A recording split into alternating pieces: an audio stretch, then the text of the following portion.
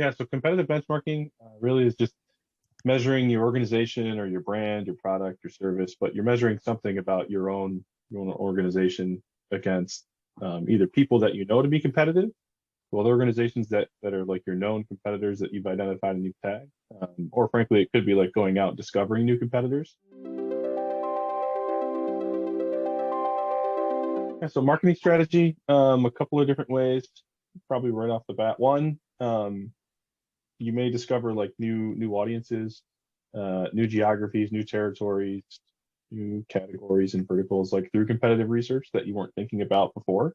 So that's just the way to expand your marketing efforts. If you've got new targets, just by default that you hadn't had before, you discovered through the research, that can be really beneficial.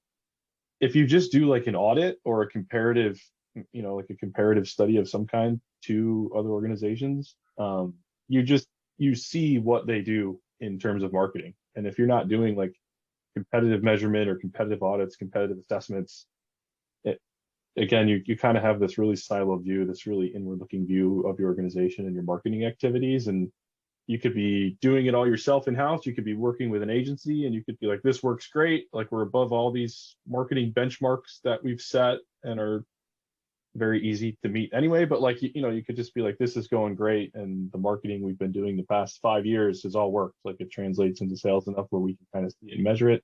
But once you just start to look at the competition and consider the competition a little bit more and like measure how you're doing against them, or if you just do like literally a competitive brand audit, competitive marketing audit, and you see some of the assets and some of the positioning and some of the messaging that they've got out there in the market that you hadn't seen before, sometimes a third party like us just doing that work again gets you new information and new data you haven't had in the past, and then you're able to make decisions and changes to what your marketing plans and strategies and activities are for the future.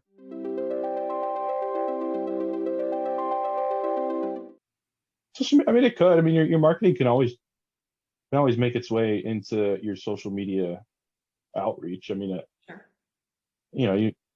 You could certainly market some of the stuff that you learn in the research. Sometimes you can look at some of your social media just traffic or some of the conversations that are happening around your brand, your organization, stuff like that on social media, and see if those align with what you see, in your benchmarking. If you're capturing competitive metrics, you can do the same thing, on just some recon on your competitors' social media activity. And you can either just do that through observation and your own audits. There's tools and methods out there to do actual analysis on like social media activity and conversations.